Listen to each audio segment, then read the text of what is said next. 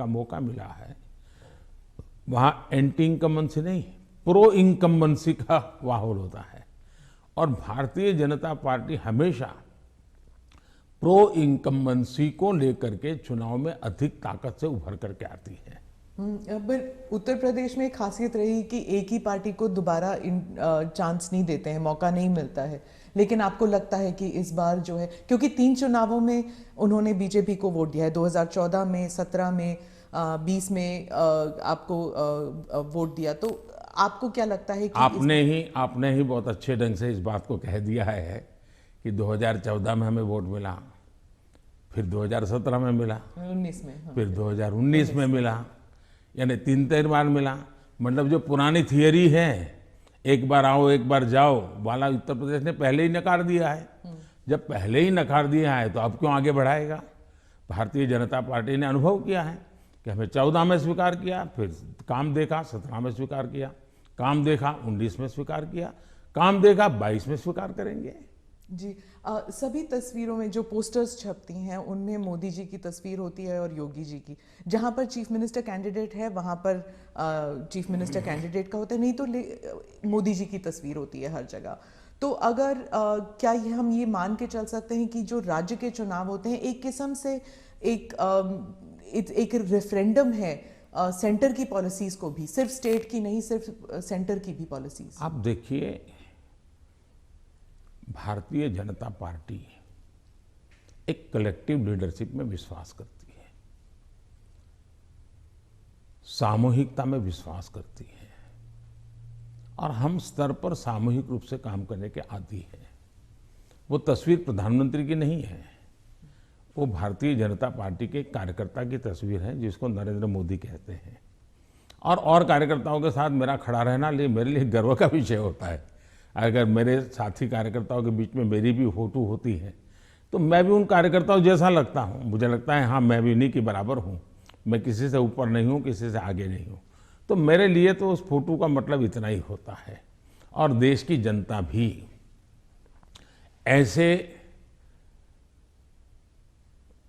ये जो फैशन हो गई है कि हर चुनाव या ना फलाने का, हर चुनाव ढीकने का, मैं समझता हूँ ये चुनाव हमारे कार्य का है, हमारे आचार विचार का है, हमारी नीतियों का है, और सबसे ज्यादा हमारी नीयत का है।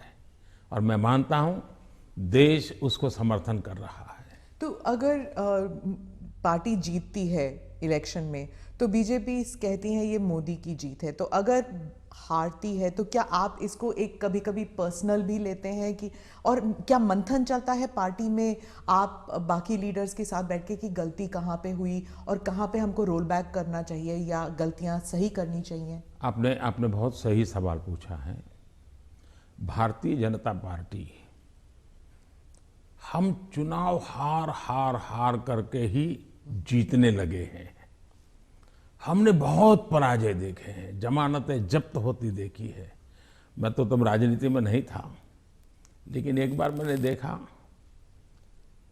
कि चुनाव में ये जनसंघ था, उस समय शायद दीपक निशान था उनका, और कहीं मिठाई बांट रहे थे। तो हमने सुना ये मिठाई क्यों बांट रहे, तो सब हार गए। तो बताया कि साहब हमारे 3 लोगों की जमानत बच गई है इसलिए हम मिठाई बांट रहे हैं। उस जमाने से हम लोग गुजरे हुए लोग हैं, और इसलिए जय और पराजय दोनों हमने देखा है। हम जब विजयी होते हैं तो हमारी कोशिश ये है कि हम ज्यादा से ज्यादा जमीन से जुड़े, जमीन के साथ जितना गहरा नाता बनता जाए हम बनाएं। हम जब चुनाव जीतते हैं तो हम लोगों के दिल जीतने के काम में कभी कमी नहीं आने देते। हमारे लिए हर पल, हर दिन, हर योजना, हर काम जनता जनार्दन के दिलों को जीतना, और दिल तब जीते जाते हैं जब उनको समाधान होता है, संतोष होता है। तो हम हमारी शक्ति उसी में लगाते हैं, और हम बहुत कॉन्शियसली प्रयास करते हैं कि जीत हमारे सर पे न चढ़ जाए, हमारे दिमाग में वो सवार न हो जाए, और इसलिए हम धरती पर रहते हैं। जहाँ तक पराजय का सवाल है, हम पराजय में भी आशा को खोजते रहते हैं। हम निराशा में डूब करके इसने किया, उसने किया, इसको वो ये करो, डिकना करो, फलाना करो, इस चक्कर में नहीं पड़ते। हम सोचते हैं कि सामने वाले की रणनीति क्या थी, उसके तौर तरीके क्या थे, वो लोगों को गुमराह करने में क्यों सफल हुआ, हमारी बात को हम कैसे पहुंचाएंगे। हम औरों का भी अभ्यास करते हैं, हमारा भी अभ्यास करते हैं।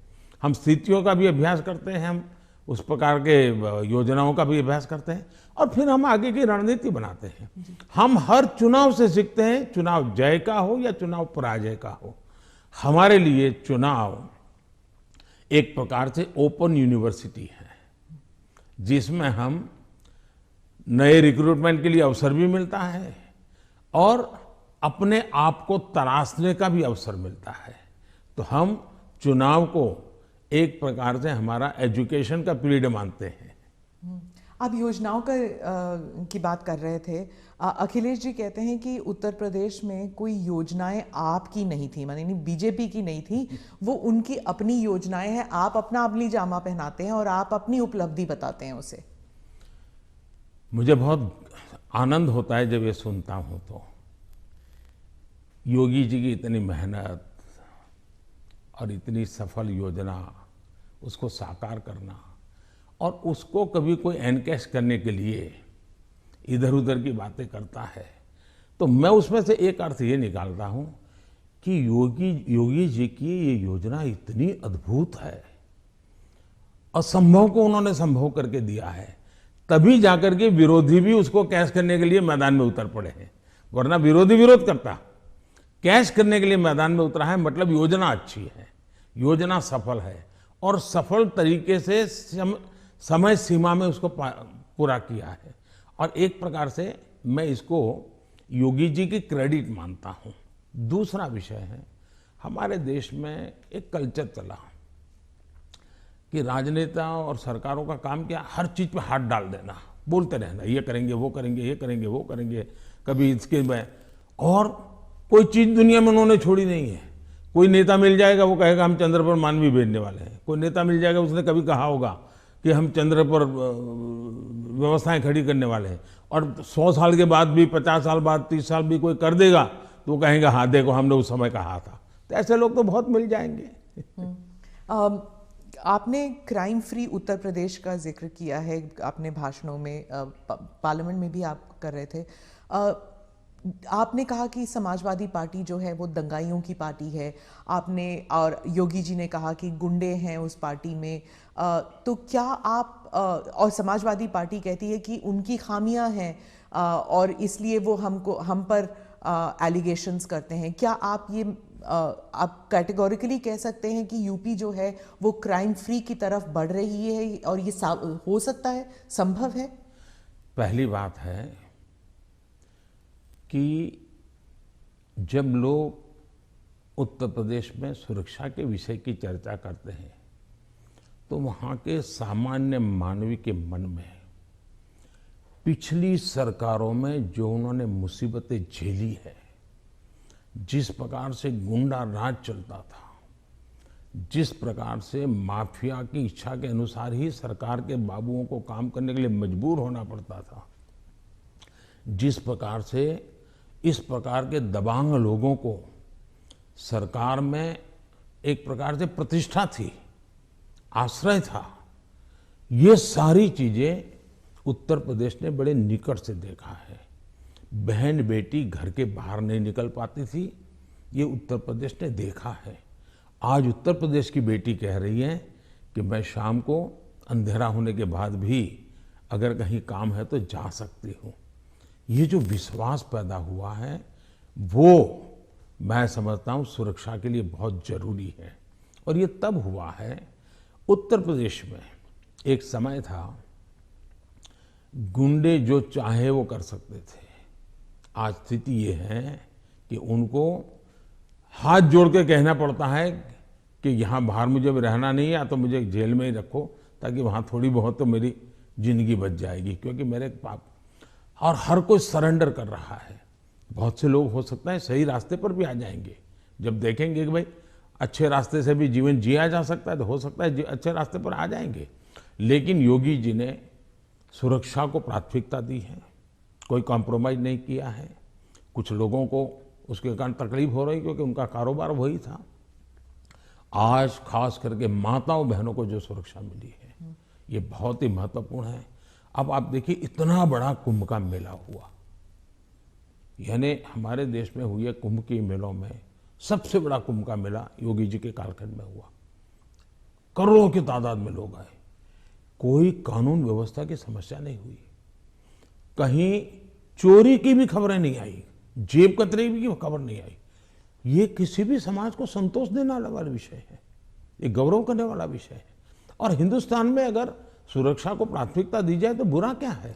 नहीं, बुरा नहीं। जैसे सुरक्षा की बात चल रही है तो वो कहते हैं कि वहां पर एक जुडिशियल प्रोसेस नहीं है, ठोकों की राजनीति चलती है। अगर योगी सरकार ने डिसाइड कर लिया कि फलां जो है वो गुंडा है या उसका कारोबार जो है उसमें कोई डाउट है तो उसको जेल में डाल दो, मतलब एक जुडिशियल प्रोसेस नहीं है, वो कहते हैं। देखिए, हिंदुस्तान की जुडिशरी वाइब्रेंट है, हिंदुस्तान की जुडिशरी बहुत ही सक्रिय है और कभी कभी तो प्रोएक्टिव है।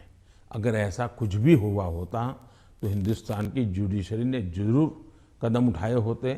और पीआईएल करने वालों की कमी नहीं है हमारे देश में, ऐसी बहुत बड़ी जमात है जिनकी रोजी रोटी पीआईएल पर है, तो वो तो तुरंत पहुंच जाते हैं। लेकिन ऐसा कुछ नहीं हो रहा है, मतलब वो न्यायिक प्रक्रिया के आधार पर काम करते हैं। पर जैसे जैसे लखीमपुर खेरी का इंसिडेंट हुआ था और वो टेनी अभी भी जो हैं वो he still an important person BJP के लिए, तो ऐसे कई इंसिडेंट्स हैं उसको लेकर जो वहाँ पर जो समाजवादी पार्टी है it has been successful in saying कि अगर कोई बीजेपी के साथ है तो वह वाइट वॉश हो जाते हैं उनके सारे क्राइम्स। मैं यही तो कह रहा हूँ कि सुप्रीम कोर्ट जो कमेटी बनाना चाहती थी राज्य सरकार ने सहमति दी, सुप्रीम कोर्ट जिस जज के नेतृत्व में तपास करना चाहती थी राज्य सरकार ने सहमति दी।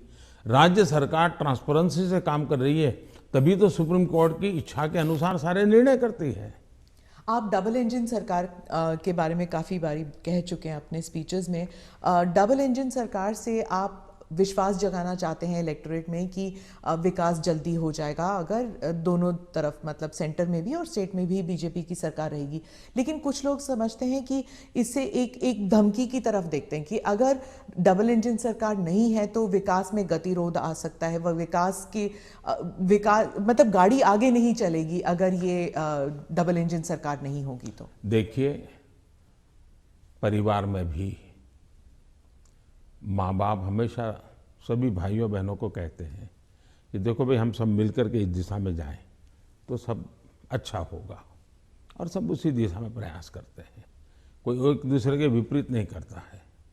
इतना बड़ा देश है, अगर हम एक दूसरे से विपरीत करेंगे तो हमारे संसाधनों नष्ट हो जाएंगे, हमारे देश की भलाई करने की गति रुक जाएगी। और इसलिए देश के लिए बहुत आवश्यक है कि लोगों के कल्याण के काम हम मिल बैठ के करें और ज़्यादा तेजी से करें। और उसमें भी अगर हम राजनीति करने जाएंगे, मेरा राज्य है मैं मेरी मर्जी से करूंगा, ऐसा करेंगे तो कितना नुकसान होता है। मैं एक योजना बताता हूं। अब जैसे आयुष्मान भारत योजना, आयुष्मान भारत योजना गरीब जो बीमारी में है उसको 5 लाख रुपए तक बीमारी में स्वस्थ होने के लिए सहायता करता है। भारत सरकार करती है, पैसे भारत सरकार दे रही है, राज्यों को तो लेना है, देना कुछ नहीं है। कुछ राज्यों में अपनी अपनी योजनाएं हैं, हमें कोई इससे इतराज भी नहीं है, हम नहीं कहते कि योजना बंद करो। लेकिन इससे फायदा ये होता है कि मान लीजिए उत्तर प्रदेश का कोई नागरिक है और केरल गया हुआ है और वहां उसको कुछ हो गया, तो ये योजना ऐसी है कि केरल में भी उसको ट्रीटमेंट मिलेगी। उसको उत्तर प्रदेश में ही बीमार होगा तो लाभ होगा ऐसा नहीं, केरल में भी। इसका मतलब कि आयुष्मान भारत योजना से जोड़ना मतलब दोनों इंजन जुड़ जाएंगे तो गरीबों को लाभ होगा कि नहीं होगा। लेकिन कुछ राज्य ऐसे हैं जिनको लगता है नहीं, हम आयुष्मान भारत से नहीं जोड़ेंगे, दिल्ली में क्या ऐसी सरकार है?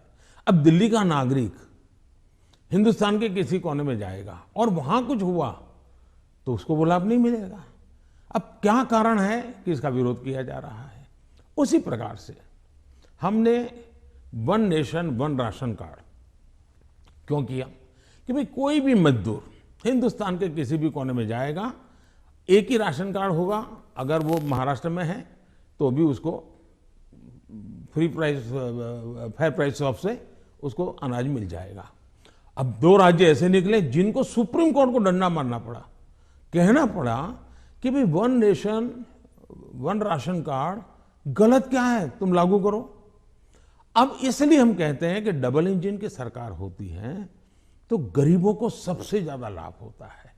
अब जैसे जीएसटी कानून आया, पहले हमारे देश में हर जगह पर टैक्सेशन की सिस्टम इतनी अलग अलग थी कि विदेश के निवेशक जो होते थे उनको बहुत दिक्कत होती थी। भाई हमें एक राज्य में अगर कारखाना लगाते हैं तो हमें वहां इस प्रकार का प्रॉब्लम होता है, दूसरे में लगाते हैं तो दूसरा होता है।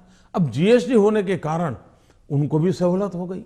तो हम जो ये कह रहे हैं कि भाई डबल इंजन की सरकार, हम ऐसी व्यवस्थाएं करें, अपनी विविधता को बनाए रखना है, भारत की विविधता ही उसकी ताकत है, लेकिन व्यवस्थाओं को भी बनाए रखना है। और इसलिए हम कहते हैं कि जब डबल इंजन लगता है तो ताकत बहुत बढ़ जाती है, हमारी शक्ति वेस्ट नहीं होती है। हमें इसका उपयोग सिर्फ और सिर्फ देश का कल्याण, गरीबों का कल्याण, देश के युवाओं का भला, इतना ही हमारा अर्थ है। आप विविधता की रिस्पेक्ट के बारे में बात करते हैं, लेकिन राहुल गांधी और सिर्फ राहुल गांधी नहीं, स्टालिन, केसीआर, महबूबा, ममता सब कहते हैं कि आपकी पार्टी जो है उस विविधता को रिस्पेक्ट नहीं करती, इसलिए चाहे बंगाल हो या आंध्रा, तमिलनाडु, केरला और कश्मीर, इन सभी राज्यों में बीजेपी कहीं घुस भी नहीं सकती है, सरकार बना नहीं सकती है, क्योंकि एक सेंट्रिस्ट, एक स्ट्रांग व्यू पॉइंट वाली पार्टी है जो रीजनल एस्पिरेशंस को नहीं समझती। पहली बात ऐसी है कि भारतीय जनता पार्टी एक ऐसी पार्टी है जिसका ये मत है कि देश के विकास के लिए हमें रीजनल एस्पिरेशंस को एड्रेस करना ही चाहिए। और देश में मैं पहला मुख्यमंत्री हूं जो इतने लंबे समय तक राज्य का मुख्यमंत्री रह करके आया हूं, और इसलिए राज्य के एस्पिरेशंस क्या होते हैं, राज्य की आवश्यकताएं क्या होती हैं, इसका मुझे भली भांति समझ है। और इसी के कारण हम हिंदुस्तान के सभी राज्यों की भला, अब देखिए मैं दुनिया के मेहमान आते हैं तो पहले उनको दिल्ली में ही आना और जाना हो जाता था, मैं ऐसा नहीं करता हूं। आप ट्रंप को लेकर गुजरात, मैं उनको अलग अलग जगह पर, मैं चाइना के राष्ट्रपति को ले गया तमिलनाडु, मैं फ्रांस के राष्ट्रपति को ले गया उत्तर प्रदेश, मैं जर्मन चांसलर को ले गया कर्नाटका, और तब तो कांग्रेस की सरकार थी। किसकी सरकार? इस देश की शक्ति को उभारना, इस देश के हर राज्य को प्रोत्साहन मिलना, यही हमारा काम होता है। अब यूएन में जाकर मैं तमिल भाषा में कोट करता हूं तो दुनिया को गर्व होता है कि भारत के पास दुनिया की सबसे पुरानी भाषा है, पहले कोई बोलता ही नहीं था। और इसलिए तो मैं हर एक को साथ लेकर के चलने का प्रयास करता हूं, और मैं मानता हूं वही रास्ता है। हम विविधता में एकता के दर्शन करते हैं, लेकिन आज दुर्भाग्य से कुछ नेता अपने निजी स्वार्थ के लिए विविधता को एक दूसरे के साथ विरोध के लिए सीड्स के रूप में उपयोग कर रहे हैं। ये बहुत बड़ा दुर्भाग्य है। हमें विविधता में से एकता को पनपाना है। तो आप कह रहे हैं इससे अलगाववाद बढ़ेगा? पिछले 50 साल का अनुभव यही है, उन्होंने यही किया है, हर चीज पे देश को बांटो, राज करो, और उसी में से अलगाव पैदा होता है। लेकिन भारत का चरित्र ये नहीं है, भारत के नागरिकों का चरित्र ये नहीं है। आप इसको एक do you see it as a threat कि अगर इसे अभी नहीं रोका जाएगा तो सेपरेटिस्ट एलिमेंट्स आ जाते हैं कि जैसे अगर कश्मीर का अलग बात है, नॉर्थ ईस्ट की बात अलग है, लेकिन अगर आप द्रविड़ मूवमेंट को देख लेंगे या कहीं और राज्य में देख लेंगे, अगर रीजनल एस्पिरेशंस को बढ़ाया जाता है तो क्या एक यूनिटी फैक्टर में कोई देखिए हमने दरार पड़ सकता है? मैं बताता हूँ काम करने का तरीका कैसे होता है। हमारा ये मत है सामाजिक न्याय। भारत जैसे देश में इतनी विविधता भरा समाज व्यवस्था और अगर सामाजिक न्याय के सिद्धांत में हम थोड़ा सा भी ऊंचे नीचे करेंगे तो हमारे देश को बहुत नुकसान होगा। इसलिए समाज का छोटे से छोटे तबके के व्यक्ति को भी विकास में पूरा सहयोग मिलना चाहिए और विकास के लिए अवसर मिलना चाहिए। जैसे समाज के अंदर सामाजिक न्याय की आवश्यकता है, वैसे ही राष्ट्र में भी कोई एक इलाका बहुत आगे बढ़ जाए और कोई इलाका पीछे रह जाए तो कभी भी देश का भला नहीं होगा। हमारे यहाँ सर्वांगीण विकास होना चाहिए, सर्वसमावेशक विकास होना चाहिए, सर्वस्पर्शी विकास होना चाहिए, सर्वहित में विकास होना चाहिए। और इसलिए हम एक विषय लेकर के आए जिसमें भी मैं देख रहा हूं कि सभी राज्य हमारे साथ मिलकर के कंधे से कंधा मिलाकर के काम कर रहे हैं। एक राज्य नहीं कर रहा है, ये दुर्भाग्य है, बाकी सब राज्य कर रहे हैं। क्या है, हमने देखा कि हिंदुस्तान में 100 से थोड़े ज्यादा कुछ जिले ऐसे हैं कि जो राज्य की एवरेज से भी बहुत पीछे हैं। हर प्रकार से वहां का धन तो सब राज्य जिलों को समान मिलता है, तो ऐसा क्यों होता है? गवर्नेंस के प्रॉब्लम, योजनाओं का अमलीकरण नहीं। हमने ऐसे जिलों को एस्पिरेशनल जिलों के रूप में आइडेंटिफाई किया और राज्य सरकारों की सहमति से किया।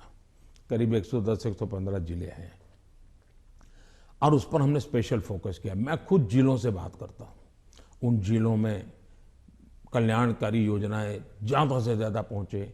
मैं राज्य सरकारों को प्रार्थना करता हूं कि वहां यंग अफसरों को लगाइए, आईएएस अफसरों को, प्रमोटेड अफसरों को या रिटायर्ड एज वाले लोगों को वहां मत भेजिए, यंग लोगों को लगाइए।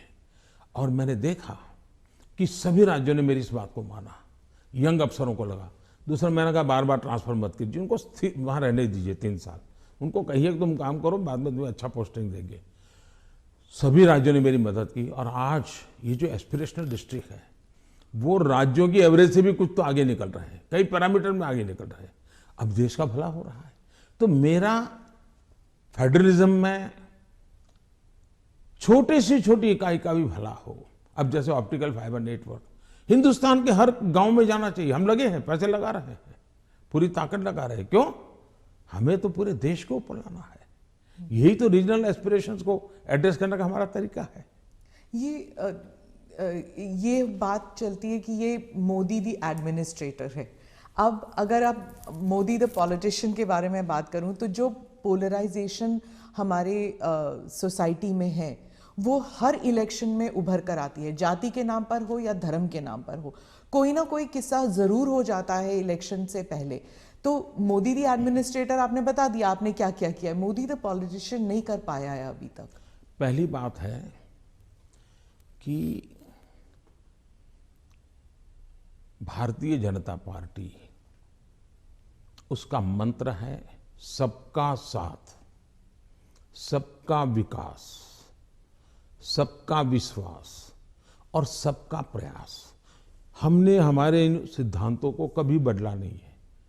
आपने मेरे मुंह से सैकड़ों बार इसको सुना होगा और मैं तो देख रहा हूं इन दिनों दुनिया के देश भी मेरे इस वाक्य का अपनी भाषा में ट्रांसलेशन करके सुनाते हैं कि मोदी इन सिद्धांतों पे काम करते हैं। और इसलिए हम मानते हैं कि सबका साथ, यही हमारा मंत्र रहा, हम करते हैं। समाज व्यवस्था तो है ही है, इसको तो कोई नकार नहीं सकता है।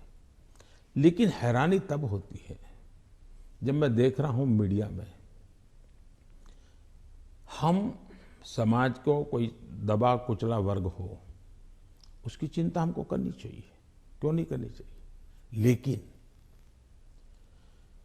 हम कहेंगे भाई इस समाज में अगर पंथ के आधार पर देखें तो इस संप्रदाय में इस प्रकार की जाति व्यवस्था का वर्णन करेंगे और इस समाज में हम कभी नहीं करेंगे। क्या वहाँ भी समाज के और वर्गों में जातियाँ नहीं हैं, ऊंच नीच नहीं है, वहाँ पर बैकवर्ड नहीं। अब जैसे मेरे यहाँ गुजरात में मुस्लिम संप्रदाय में मैं समझता हूँ कि 70 जातियाँ ऐसी हैं जो ओबीसी हैं और मेरे गुजरात में जब मैं था उनको ओबीसी की कैटेगरी में बेनिफिट मिलता था। लेकिन कभी मैं मीडिया में नहीं देख रहा हूं कि भाई वहां कितने ओबीसी को टिकट मिला, वहां कितने पिछड़ों को टिकट मिला, कुछ नहीं। तो ये इस प्रकार की राजनीति कौन करते हैं जी? क्या इससे बाहर आना चाहिए कि नहीं आना चाहिए? हम टिकट देंगे तो भी जाति के आधार पर बंटवारा शुरू कर देते हैं, ये इसी भाषा में वर्णन करते हैं। किस जाति का कितना वोट मिलेगा ये भी कह रहे हैं। हम ये सारी भाषा को बदलना चाहिए और इसलिए सबका साथ सबका विकास, हम उसी मंत्र को लेकर के चलना चाहते हैं, ताकि हमारा मत है कि देश की एकता देश को आगे ले जाने के लिए बहुत आवश्यक है। पर जो अल्पसंख्यक हैं वो दरार में गिर जाते हैं, वो जो फिशर्स होते हैं उनमें गिर जाते हैं। जो वो आपने तो कई सारे उदाहरण दे दिए जहां पर वो जैसे आपने कहा कि कार्ड यहाँ पर भी इस्तेमाल हो सकता है, वहाँ पर भी इस्तेमाल हो सकता है, बहुत सारी योजनाएं हैं। लेकिन जब ऐसे पोलराइजेशन के जो किस्से हो जाते हैं तब क्या होता है, मीडिया में भी आ जाता है। और जब मीडिया में आता है minorities are not safe in India, international media में भी आ जाता है। जो पूंजी निवेश करना चाहता है बाहर बैठ के, वो सोचता है यहाँ पॉलिटिकल अनरेस्ट है, मैं क्यों यहाँ पर पैसे लगाऊं। तो एक आज विश्व में भारत ने अपनी एक अच्छी पहचान भी बनाई है और वो मीडिया की ताकत से भी आगे निकल गई है। अब जहां तक मीडिया का सवाल है, वो क्यों ऐसा करते हैं, किसके कारण करते हैं, किसके लिए करते हैं, किसके कहने से करते हैं, किसके दबाव में करते हैं, ऐसे विषयों पर मेरा टिप्पणी करना उचित नहीं है। लेकिन मेरा इतनी समझ जरूर है कि मीडिया वर्ल्ड में भी एक बहुत बड़ा कंपटीशन है। उनको भी टिकने के लिए, अपने व्यापारिक हितों के लिए भी बहुत जिद्दोजहद करनी पड़ रही है। वो भी एक एलिमेंट है, मीडिया की कुछ मजबूरियां भी हैं उनकी। इस सबके बावजूद भी हमारी बात दुनिया में पहुंची है, इन्हीं लोगों के माध्यम से पहुंची है, क्योंकि अच्छे लोग भी हैं, नहीं ऐसा नहीं है। जहां तक विदेश का मीडिया का कुछ सवाल है, दुनिया में मैंने देखा है कि कोई ही देश होगा, रेयर एक्सेप्शन, मैं भारत की बात नहीं कर रहा हूं, मैं बाहर की बात कर रहा हूं, कि जहां का मीडिया अपने देश के हितों के खिलाफ कुछ करता हो, कभी नहीं करते। तो कभी कभी ये मीडिया हाउस भी उनके देश के हितों के लिए भी, देशों के बीच की जो स्पर्धा होती है तो एक लाइन ड्रॉ करते हैं, तो उनकी एक अपनी दुनिया है, चलने दीजिए। लेकिन आप देखिए क्या कारण है कि आज सबसे ज्यादा एफडीआई है भारत में, क्या कारण है सबसे ज्यादा एफआईआई है, क्या कारण है इतना निवेश आ रहा है, क्या कारण है कि जब आयुष्मान कोरोना आया, दुनिया के 150 के करीब देश भारत की दवाई के लिए, मुझे लगातार हिंदुस्तान, दुनिया के मैक्सिमम लोगों ने मुझ पर टेलीफोन करके दवाइयाँ मांगी होगी। तो भारत की प्रतिष्ठा है तभी तो कर रहे हैं। और इसलिए ये जो हम 24 घंटे हेडलाइन के भरोसे राजनीति करते हैं, उनकी मजबूरियां होगी। मैं तो दुनिया के लोगों के सामने सत्य लेकर के जाता हूं, सच्चाई पहुंचा के रहता हूं और दुनिया को भारत की तरफ आकर्षित कर रहा हूं। और पीएलआई इसके अभी अभी हम लाए, कितना बड़ा रिस्पांस मिल रहा है जी, कितना समर्थन मिल रहा है। समाजवाद के बारे में आपने कहा कि जो समाजवादी पार्टी है ये फेक सोशलिस्ट हैं, नकली सोशलिस्ट हैं। तो समाजवादी है कौन फिर उत्तर प्रदेश में? क्योंकि अर्थशास्त्री कहते हैं कि बीजेपी जो है वो पहले इकोनॉमिक पॉलिसीज में राइटिस्ट थी, फिर वो सेंट्रिस्ट हो गई, अब वही समाजवाद बन गए हैं।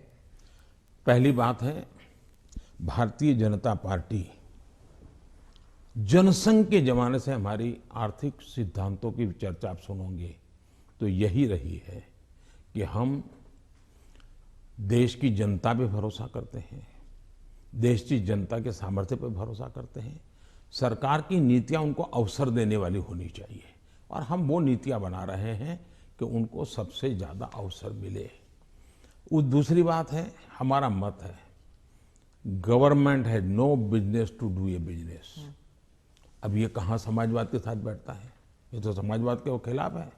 सरकार का काम है गरीब के लिए भोजन की चिंता करो, सरकार का काम है गरीब के लिए घर बनाओ, सरकार का काम है गरीब के लिए शौचालय बनाओ, सरकार का काम है गरीब को पीने का शुद्ध पानी दो, सरकार का काम है गरीब अगर बीमार है तो उसको इलाज की व्यवस्था करो, सरकार का काम है गरीब गांव-गांव तक कुछ रास्ते बनाओ, लोगों को जाने आने की सुविधा करो।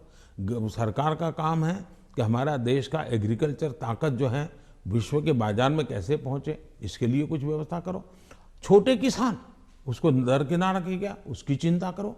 और मेरी प्राथमिकता यही है, मुझे लोगों को घर देना है, मुझे गरीबों को शौचालय देना है, मुझे गरीबों को धुएं से मुक्त करना है, मुझे गरीबों को घर में शुद्ध पीने का पानी पहुंचाना है, मुझे गरीब के बच्चों को पढ़ाना है।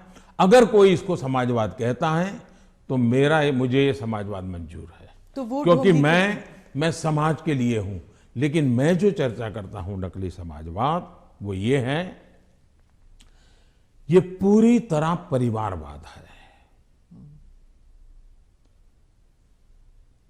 लोहिया जी का परिवार कहीं नजर आता है क्या? वो भी तो समाजवादी थे। जॉर्ज फर्नांडिस का परिवार नजर आता है क्या? वो भी समाजवाद थे। नीतीश बाबू हमारे साथ काम कर रहे हैं, वो भी तो समाजवादी हैं। परिवार कहीं नजर आता है क्या? ये समाजवादी लोग हैं। लेकिन ये लोग देखिए, पूरा परिवार, मुझे एक बार किसी ने चिट्ठी भेजी थी, मैं तो भूल गया आज। उन्होंने कहा कि इनके परिवार से, ये सपा जो है उत्तर प्रदेश का, 45 लोग ऐसे थे जो किसी न किसी पद पर थे। एक ही फैमिली के 45 लोग। और किसी और ने मुझे कहा कि उनके पूरे परिवार में 25 साल की उम्र के करीब करीब सभी व्यक्ति को चुनाव लड़ने का मौका दिया गया है। क्या ये परिवारवाद का लोकतंत्र के लिए खतरा है? इसलिए मैं कह रहा हूं। तो अखिलेश और जयंत दोनों कहते हैं कि परिवारवाद सिर्फ उनकी पार्टी में नहीं, आपकी पार्टी में भी है। राहुल गांधी भी कहते हैं कि परिवारवाद से जुड़े मतलब सेकंड जनरेशन लीडर्स तो आपकी पार्टी में भी हैं। बहुत फर्क है। ये फर्क, अच्छा सवाल पूछा आपने, मैं थोड़ा विस्तार से जवाब दूंगा, बुरा मत मानिए। लेकिन देश की जनता को मैं झूठ के सामने सत्य समझाना चाहता हूं। एक परिवार से अनेक लोग जनता के बीच में जाएं, एक परिवार से 2 लोग जाएं, 3 लोग जाएं और जनता उनको चुनाव करके भेजे, वो एक राजनीति का पहलू है। लेकिन दूसरा, एक परिवार के लोग ही उस पार्टी के अध्यक्ष बने, उस पार्टी के ट्रेजरर बने, उस पार्टी का पार्लियामेंट्री बोर्ड बने। पिताजी अगर नहीं कर सकते हैं तो बेटा अध्यक्ष बने, बेटा नहीं कर सकता है और बूढ़ा हो गया है तो उसका बेटा अध्यक्ष करे, पिता नहीं रहे तो पुत्र करे। ये जो विरासत और वारसा बारिश के रूप में चल रहा है, डायनेस्टी के रूप में चल रहा है, कोई डायनेमिक्स है ही नहीं, ओनली डायनेस्टी। ये जब बनता है, पार्टी परिवार की बन जाती है। और आप देखिए हिंदुस्तान की बर्बादी कहां से हो रही है। जम्मू कश्मीर से शुरू करिए, 2 पार्टियां मेन रही वहां, दोनों परिवार की पार्टियां हैं। अभी तक उसका कोई नया नेता देखा ही नहीं। आज देश में जो 18 से 40 साल की उम्र के लोग हैं, उन्होंने इन पार्टियों के जितने नेता देखे, एक ही परिवार के देखे हैं। दोनों पार्टी, पंजाब में देखिए परिवार वाली पार्टी, आप हरियाणा में देखिए परिवार की पार्टी, उत्तर प्रदेश देखिए परिवार की पार्टी, झारखंड देखिए परिवार की पार्टी, आप तमिलनाडु में जाइए परिवार की पार्टी। ये परिवार ही पार्टी चलाता है। परिवार जो चाहे उनका भला। ये लोकतंत्र के लिए बहुत से बड़ा खतरा है। एक पार्टी के 2 लोग अगर एमएलए बन गए, एमपी बन गए, तो वो पार्टी परिवार की नहीं बनी है। और ये दोनों को फर्क समझना होगा। कोई ऐसा कह करके इतने बड़े पाप से भाग जाए, ये नहीं चल सकता है। और मेरा मत है, परिवारवादी पार्टियां लोकतंत्र का सबसे बड़ा दुश्मन है, क्योंकि लोकतंत्र के मूलभूत सिद्धांतों को ही वो नकारता है। दूसरा, जब परिवारवादी राजनीति चलती है, परिवार ही सर्वोपरि होता है। परिवार को बचाओ, पार्टी बचे या न बचे, परिवार को बचाओ, देश बचे या न बचे, ये जब होता है तब सबसे पहले कैजुअलिटी कौन सी होती है? परिवारवादी राजनीति में कैजुअलिटी कौन सी होती है? बेटा जैसा भी होगा लेकिन वही अगला अध्यक्ष बनेगा। तब सबसे बड़ी कैजुअलिटी टैलेंट की होती है। और सार्वजनिक जीवन में जितनी ज्यादा अधिक टैलेंट आए बहुत जरूरी है। इसलिए राजनीतिक दलों का लोकतांत्रिकरण ये बहुत आवश्यक है। परिवारवादी पार्टियां नए अच्छे नौजवानों को राजनीति से आने से रोकते हैं। मान लीजिए कोई नौजवान है जिसको भारतीय जनता पार्टी में नहीं जाना है, लेकिन बाकी कहीं पर उसको जगह ही नहीं है, कहां जाएगा? क्योंकि बाकी में तो है भाई उसके परिवार का मैं नहीं हूं, तो थोड़े दिन तो मेरा उपयोग होगा, बाद में मुझे फेंक देंगे। मैं उनके काम आऊंगा तब तो चलूंगा, लेकिन मैं राज्य की भलाई के लिए काम करूंगा तो मैं नहीं चलूंगा। सब नौजवान डर रहे हैं सार्वजनिक जीवन में आने से। भारतीय जनता पार्टी को आ रहे हैं तो लोगों को लगता है कि भारतीय जनता पार्टी क्यों बढ़ रही है, क्योंकि लोकतांत्रिक तरीके से चल रही है। तो आप जब परिवार के बारे में बात करते हैं, स्पेशली पॉलिटिकल पार्टीज के जो पॉलिटिकल फैमिलीज हैं, तो कांग्रेस कह रही है जान के आपने जवाहरलाल नेहरू के स्पीचेस के बारे में, दोनों सदनों में जो आपने स्पीच दिए, राज्यसभा में, लोकसभा में, वहाँ पर आपने नेहरू जी के स्पीचेस पर बहुत तवज्जो दी और यही दिखाने के लिए कि नेहरू जी ने भी ऐसे काम किए हैं जिसके लिए आप उन्हें क्रिटिसाइज कर रहे थे। तो राहुल गांधी ने देर रात को मीडिया से बात करते हुए कहा कि I don't need a certificate from Modi ji about my great grandfather. तो अब ये फिर अब पूरा परिवार के ऊपर बन गया है कंट्रोवर्सी। हालांकि आपने जो एग्जाम्पल्स दिए थे वो परिवार के ऊपर नहीं था। पहली बात है, मैंने किसी के पिताजी के कुछ नहीं कहा है, मैंने किसी के दादाजी के लिए कुछ नहीं कहा है, नहीं मैंने किसी नाना जी के लिए कहा है, नहीं मैंने किसी की माता जी के लिए कुछ कहा है।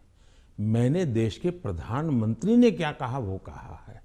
और सरकार एक कंटिन्यूटी होती है, और इसलिए एक प्रधानमंत्री के ये विचार थे तब क्या स्थिति थी, आज के प्रधानमंत्री के ये विचार है क्या स्थिति है, और देश का ये हक बनता है। अब दूसरा, बार बार हमें कहा जाता है आप नेहरू जी का नाम लेते नहीं, आप नेहरू जी का नाम, अब हम लेते हैं तो भी मुश्किल हो रहा है।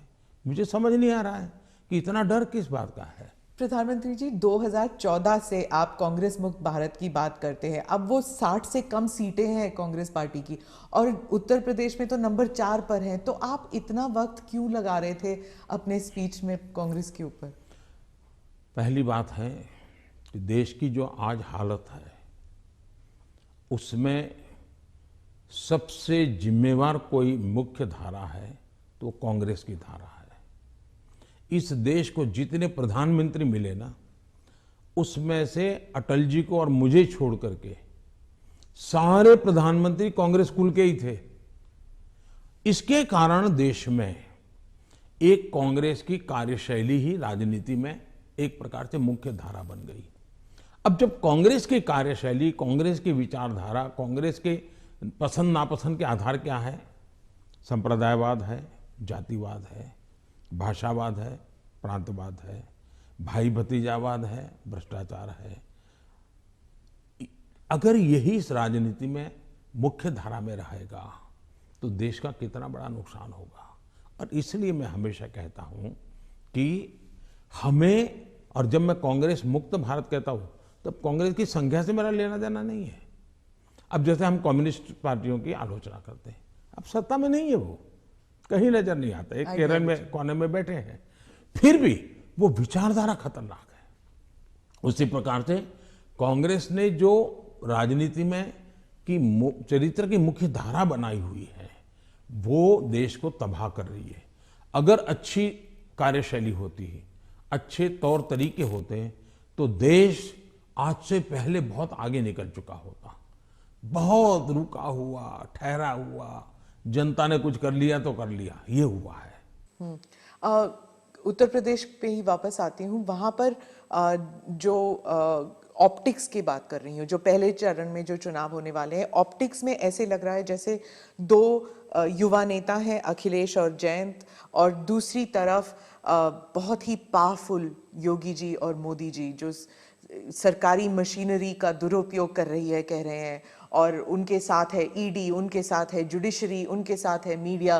तो एक अनइवन प्लेइंग ग्राउंड है। आप क्या कहेंगे इस बारे में? पहली बात है कि ये दो लड़कों वाला खेल तो हमने पहले भी देखा था और इतना अहंकार था कि उन्होंने गुजरात के 2 गधे ये शब्द प्रयोग किया था और उत्तर प्रदेश की जनता ने उनको हिसाब दिखा दिया।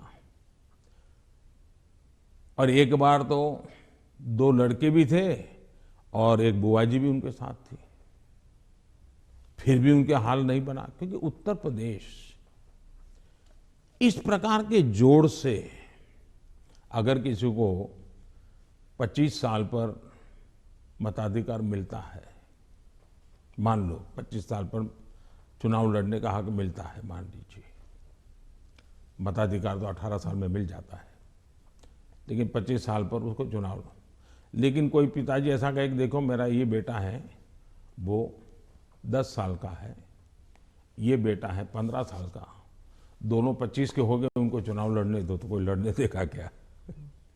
तो इस प्रकार के मेलजोल से चलता है क्या? नहीं, पर जो उनका आरोप है कि लेवल प्लेइंग फील्ड नहीं है क्योंकि बीजेपी सरकारी मशीनरी और इदारों का इस्तेमाल करती है, ईडी का, और टैक्स रेड्स होते हैं कैंडिडेट्स पर, उनके रिश्तेदारों पर, आप क्या कहेंगे? हिंदुस्तान में भ्रष्टाचार ये दिमक की तरह देश को परेशान कर रहा है कि नहीं कर रहा है? ऐसे लोगों के खिलाफ हर जनता ने हर बार आवाज उठाई कि नहीं उठाई है? अगर मैं कुछ न करूं तो जनता मुझे माफ करेगी क्या?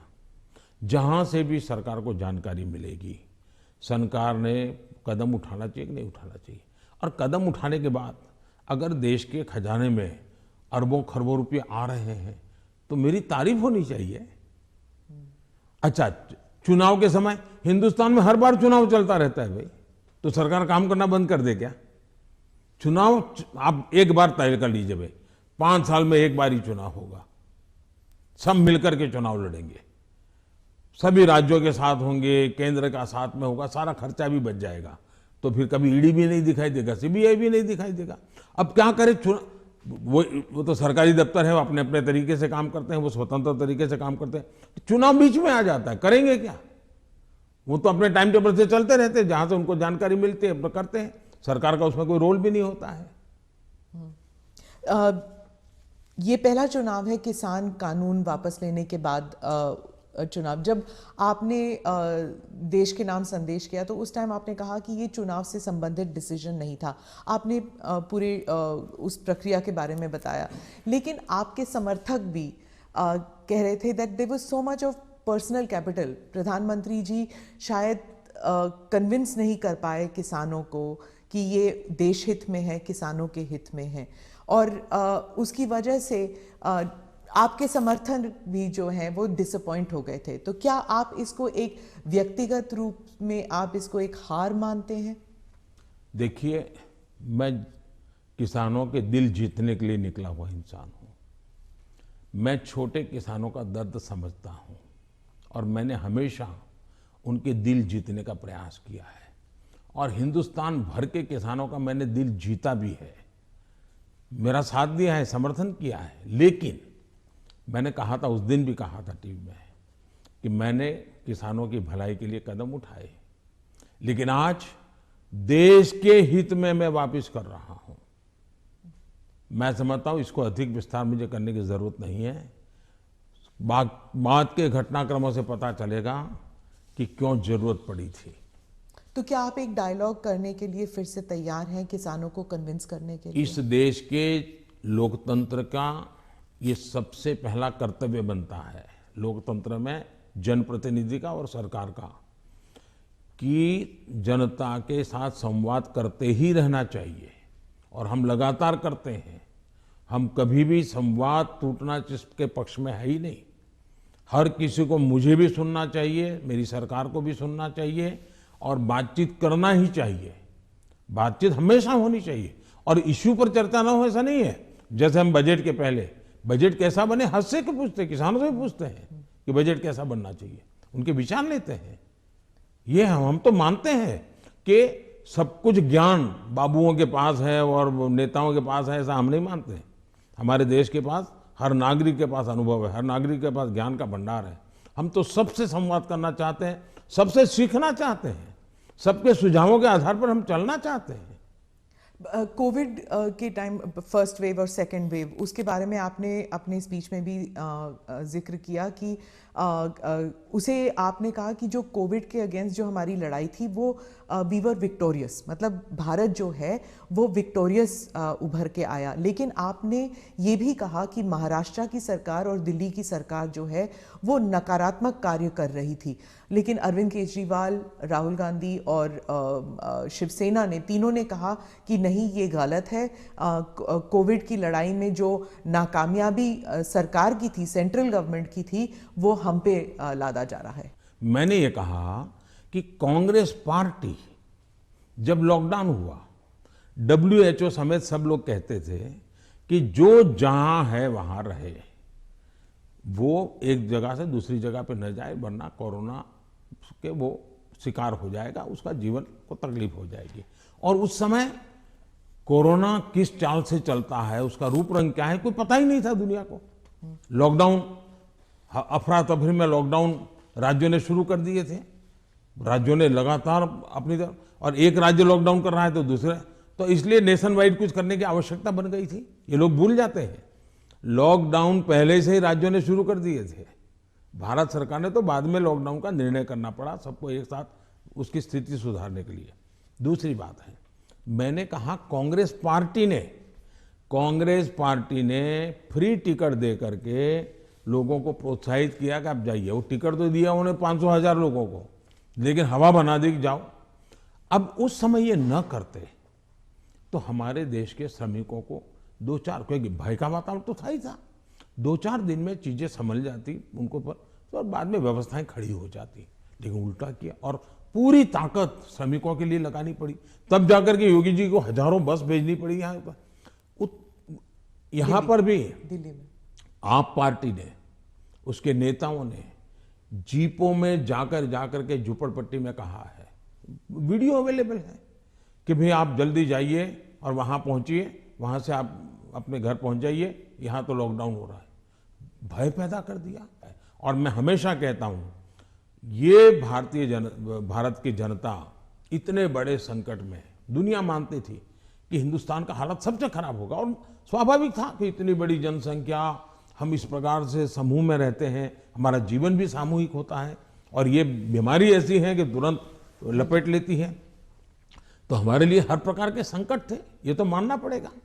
और बीमारी ने दुनिया भर को जिस प्रकार से समृद्ध देशों को तबाह कर दिया है, उसकी तुलना में हम बच पाए, तो हम गर्व से कह सकते हैं कि भाई हिंदुस्तान के नागरिकों ने जो भी उनके पास संसाधन थे, उन्होंने अपने डिसिप्लिन को फॉलो किया और उन्होंने अपने आप को बचाने में काफी मदद की। तो विजय मैंने जो भी कहा है 130 करोड़ को, लेकिन मैंने ये कभी नहीं कहा कि कोरोना खत्म हो गया। मैं तो आज भी कहता हूं ये बहुरूपिया है, वो कभी भी नए रंग रूप के साथ मैदान में उतर आता है और हमारी स्थितियों को चुनौती देता है। हमें हर बार डायनेमिक व्यवस्था से नई नई व्यवस्थाएं खड़ी करनी पड़ रही और हमें जागरूक रहना पड़ेगा।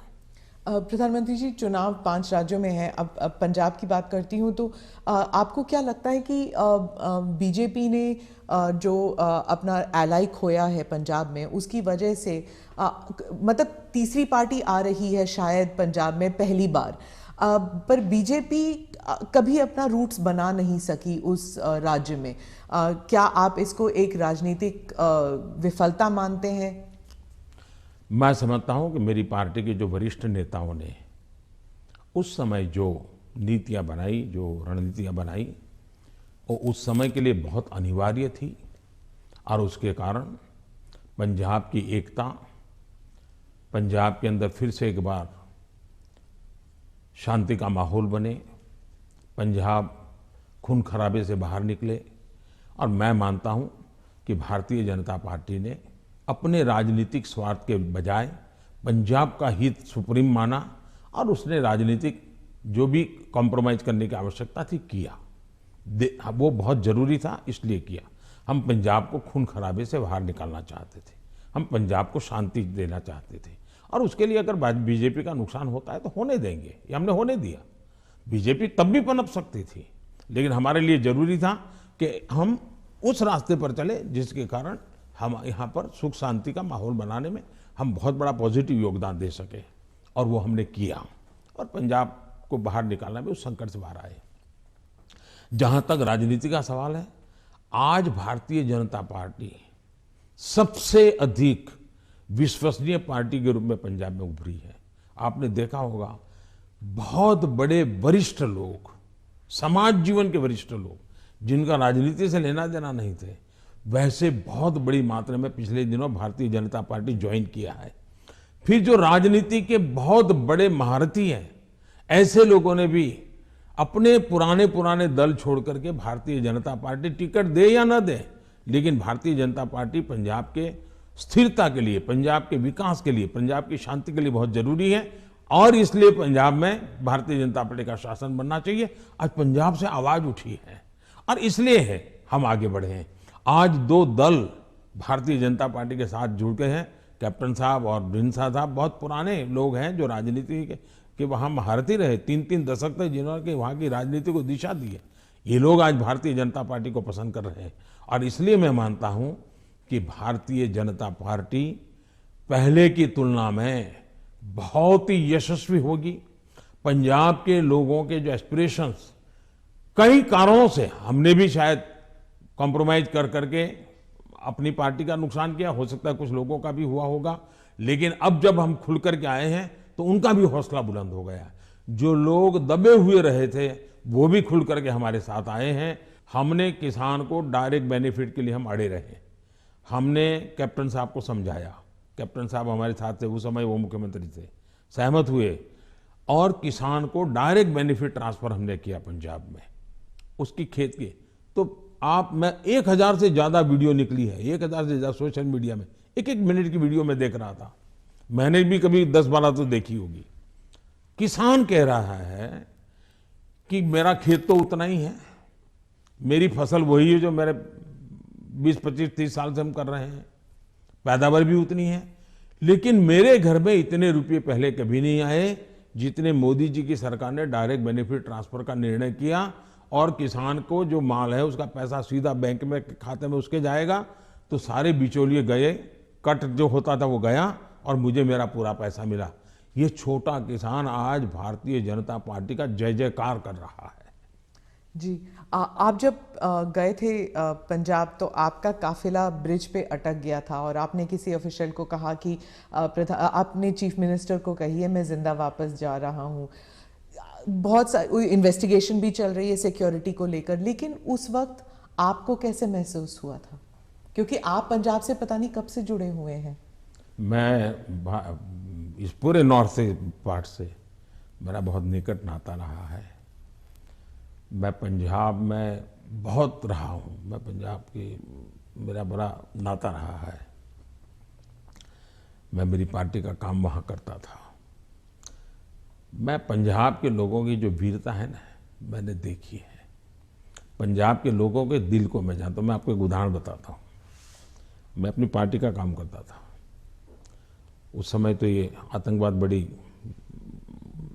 एकदम हालत बड़ी ख़राब थी, शाम के बाद कोई निकल नहीं पाता था, और मैं शायद मोगा में था या तरन तारण में था, मुझे याद नहीं है आज, और मुझे अगले स्टेशन पे जाना था, लेकिन कार्यक्रम के कारण देर हो गई। मैं और मेरे ड्राइवर दो ही थे, हम निकले और दुर्भाग्य से हमारी गाड़ी खराब हो गई रास्ते में। तो हम कोशिश कर रहे थे लेकिन गाड़ी चल नहीं रही थी। उस समय एक पुरानी एम्बेसडर मेरे पास थी, धक्के भी लगाए, कोशिश की, तो खेत में 2-3 लोग थे, सरदार थे, वो दौड़ते हुए आए, उन्होंने भी धक्के लगाने में मदद की, लेकिन गाड़ी नहीं चली। फिर हमने कहा भाई नज़दीक से हमें कोई मैकेनिक मिलेगा कि नहीं मिलेगा? तो साहब यहाँ तो अभी तो कोई मिलेगा नहीं, बहुत दूर दूर है। फिर उन्होंने मुझे कहा कि देखो भाई, तुम्हें बुरा न लगे तो एक बात करो। मैंने कहा क्या? बोले तुम गाड़ी यहाँ छोड़ दो, तुम और तुम्हारा ड्राइवर खेत में हमारे साथ चलो, हमारी वहाँ झोपड़ी है, वहीं खाना खा लो और रात को रुक जाओ। सरदार परिवार, जिस प्रकार से उन्होंने मुझे संभाला, उन्होंने कहा भाई कुछ भी हो तुम सुबह जाना, अब यहीं रुक जाओ। बाद में उनको पता चला मैं तो भाजपा का कार्यकर्ता हूँ। वो कहा ठीक है भाई, तुम भाजपा के हो, कुछ भी हो, तुम आज रात मेरे यहाँ रुका। मैं हैरान हूँ जी, खेत में उन्होंने अपनी जो छोटी सी जगह होती है उसमें रखा, मेरा खान पान की व्यवस्था की, और सुबह उनका बेटा जाकर के एक मैकेनिक को ले आया, गाड़ी ठीक की, और मैंने पंजाब का ये दिल देखा है जी। इन सरदारों के भावों को जानता हूँ मैं इतने। और मेरे तो गुजरात में, मेरे कच्छ में अंदर इतने मेरे परिवार हैं सरदार। मैंने जब लखपत में गुरुद्वारा का भूकंप में नुकसान हुआ था, मैं वहाँ गया देखने के लिए, मुझे बड़ा दर्द हुआ। तो मैं ऐसे ऐसे कारीगरों को लाया राजस्थान वगैरह बाहर से कि वैसा ही मुझे गुरुद्वारा बना के दो जो गुरु नानक देव जी के जहाँ चरण पड़े थे। बनाया दोबारा। आज कच्छ के अंदर जो हमारे सरदार परिवार हैं, बहुत बड़ी मात्रा में है, खेती करते हैं। जब वो इसका बात का वर्णन, उनकी आंखों में से आंसू आ जाता है जी। और मैं अभी कुछ दिन पहले भी एक वर्चुअल मीटिंग में मैंने उस गुरुद्वारा में सबसे बात की। मेरा इतना लगाव रहा है जी। आपने देखा होगा, एक किताब है पढ़ने जैसी है सरकार की, शायद अंग्रेजों के ज़माने में जी भी सिख कौम के लिए नहीं हुआ है। अंग्रेजों के ज़माने में, कांग्रेस के ज़माने में तो हुआ ही नहीं है। ऐसे अनेक काम मैंने देश के कल्याण के लिए, हमारे सिख भाइयों की वीरता का सम्मान करने के लिए किए हैं। और मुझे गर्व है। चुनाव की जगह पर है, लेकिन मैं मानता हूँ ये मेरे देश के वीर जवान हैं, मेरे देश के सच्चे किसान हैं। उनके कल्याण के लिए मैं जितना कर सकूँगा मैं करता रहूँगा। तो क्या उस दिन आपको ऐसे लगा कि ये राजनीतिक आंदोलन था, इसलिए ऐसे हुआ? ऐसा है कि इस विषय में मैंने पूरी तरह मौन रखा हुआ है, क्योंकि सुप्रीम कोर्ट स्वयं इसको गंभीरतापूर्वक इस बात को देख रही है। मेरा कोई भी वाक्य पूरी जो चल रहा है उस पर प्रभाव पैदा करे यह उचित नहीं है। जो भी है सुप्रीम कोर्ट के द्वारा जांच कमेटी निकालेगी, जो सत्य होगा देश के सामने आएगा, और हमें तब तक इंतजार करना चाहिए। जी, आपने दोनों स्पीच में, राज्यसभा में भी और लोकसभा में भी, आपने कई बार कांग्रेस पर हमला किया, और कांग्रेस पार्टी कहती है कि आपने राहुल गांधी के जो एलिगेशंस थे, चाहे बेरोजगारी पर हो या भारत चाइना पर हो, आपने उसका जवाब नहीं दिया, उल्टा उन पर वार किया। तो पहली बात यह है कि हमला करने वाली भाषा न मैं जानता हूं, न मेरी वो प्रकृति है। लेकिन तर्क के आधार और तथ्य के आधार पर सदन में मैं कोई बात बताऊं, वो मीडिया के लिए गरम गरम मसाला बनाने के लिए हमारा शब्द उपयोग होता होगा। हम हमला नहीं करते, हम संवाद करते हैं। वाद विवाद भी होता है, टोका टाकी भी होती है, और वो विषय मैं बहुत हंसते हुए इसको स्वीकार करता हूँ। मैं इसके कारण मुझे कोई नाराजगी नहीं होती। और मैंने हर विषय के तथ्य दिए हैं, हर विषय को तथ्यों के आधार पर बात की है। कुछ विषयों पर सदन में हमारे विदेश मंत्रालय ने विस्तार से कहा है, कुछ विषयों पर हमारे रक्षा मंत्रालय ने विस्तार से कहा हुआ है, और कुछ विषयों पर जरूरी जहाँ था वहाँ मैंने भी कहा है। और इसलिए इस प्रकार से जो सुनते ही नहीं है, जो सदन में बैठते ही नहीं है, अब उनकी कमेंट पर मैं जवाब क्या दूंगा। आपने कहा कि आपने मन बना लिया है, 100 साल आप पावर में नहीं आना चाहते, तो मैंने भी मन बना लिया। आपने क्या मन बनाया? हमने मन बना लिया है कि अब राष्ट्र को हम उस बुराइयों की तरफ जाने नहीं देंगे। हम देश में जनहित के लिए जीने वाले, जनहित के लिए जूझने वाले, जनता जनार्दन के सपनों को पूरा करने वाली व्यवस्थाओं को ही बनाएंगे, उसी को बढ़ाएंगे, उसी को चलाएंगे। जरूरत पड़ेगी तो उसको साथ देंगे। यही हमारा रहेगा रास्ता। हम जो देश को तबाही के रास्ते पर ले जाने वाले जितने तरीके हैं वो नहीं आने देंगे। ANI के साथ बात करने के लिए धन्यवाद। बहुत बहुत धन्यवाद। नमस्कार।